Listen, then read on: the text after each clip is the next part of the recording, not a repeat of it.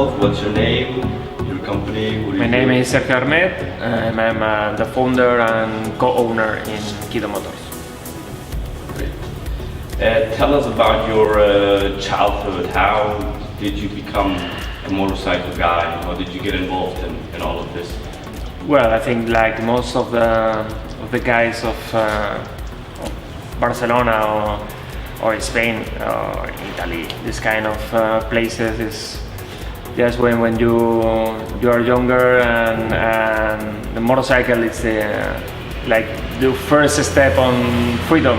Yeah. And so at the first time you can afford it, or you can you have in my case a sister that left motorcycle. I was there on the pole position for being in charge of this bike, and it begins everything. Then you begin to be with friends, and you want to be faster and have better parts, and all begins to evolve.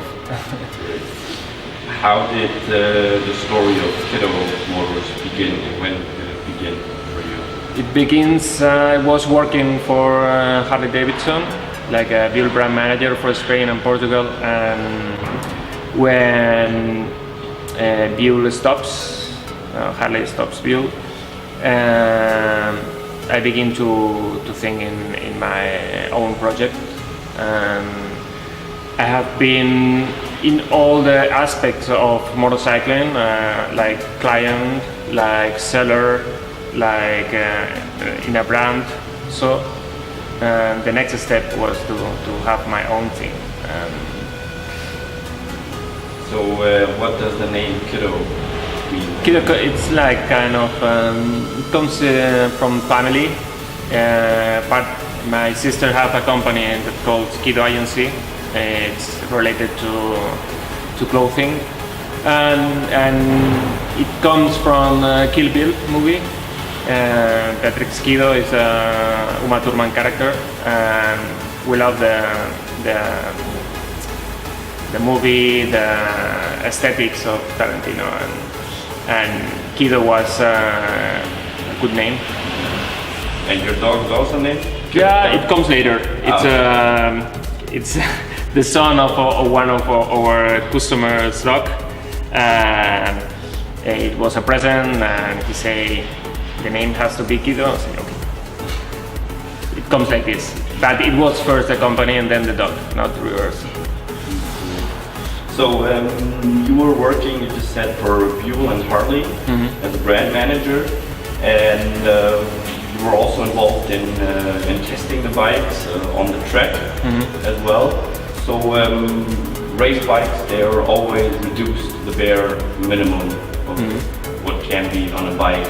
Do you think that Kiddo is in these terms also there, reducing things, or what's your style specifically for your bike?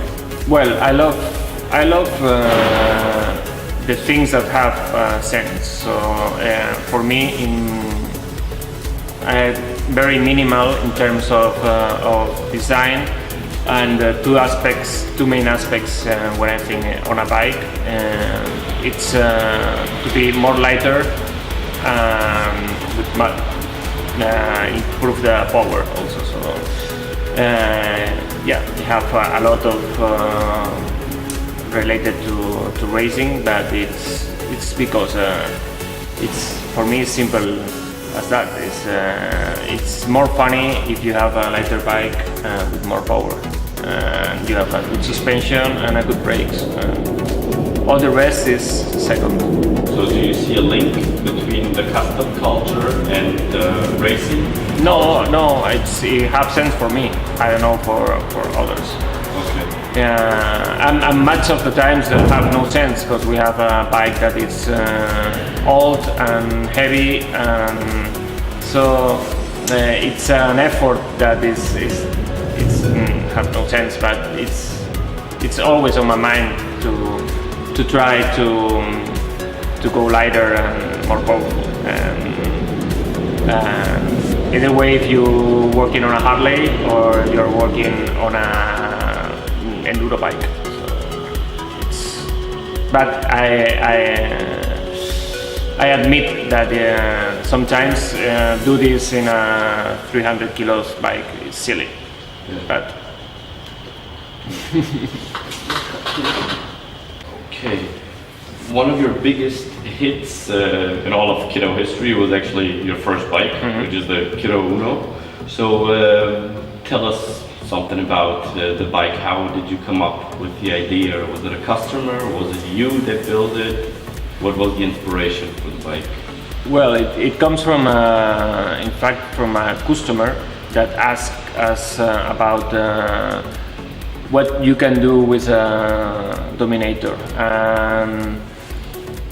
At first impression was well, it's not the right bike because it's so ugly.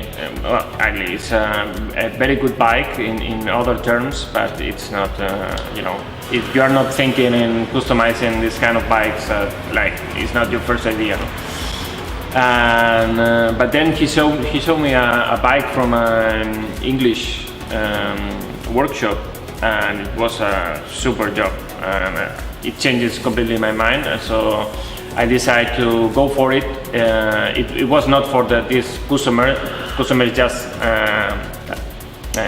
asking about, but so the good thing is that in Spain we have some lack of this kind of Japanese 80s or 70s bike.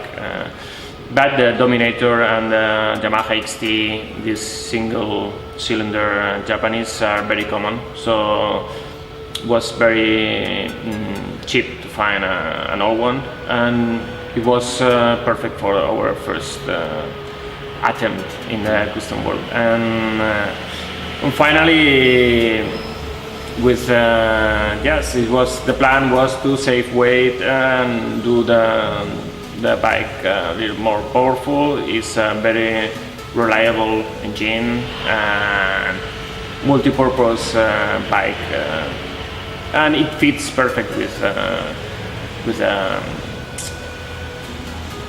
the Kiddo Mantra also. So it was good. It was you never know what is going to happen in the first build, but at the end the first time we published the bike came in Bike Exif and was sold in 15 minutes to Italy. So it was. So from then we decided to do this more often. Where do your bike, because you said it went to Italy, where do your bikes usually go? Is it Europe? Is it the world? What is it? Well, nowadays, yeah, we have in Italy we have a lot of attention with this kind of bikes. In fact, we have built 7 of the Dominators for Italy, but also we have built bikes for Los Angeles, Miami, Abu Dhabi, Dubai, Switzerland, England, Scotland. Yeah. Then nowadays is it's global thing, and we are very happy. For us, it's an honor that a guy from Los Angeles sent us a bike and trust in our job. So. What are the future plans for Kiddo? Any crazy scramblers again, or where do you see yourself go with Kiddo motors? Well, now we are in a key point in the business terms, and I think in the next year will be our best year for sure. We have some good plans, working in our own clothing parts, and in an evolution of the Kiddo Uno, for example, with another donor bike, more powerful. Working in some Ducatis, trying new things, and trying to reduce our bespoke motorcycles, because at the moment we are plenty of projects, but we need to have our own projects also when we have 100% of our freedom in design, and try to do this compatible with bespoke work for customers. So we are in a good spot now. Great. Thanks.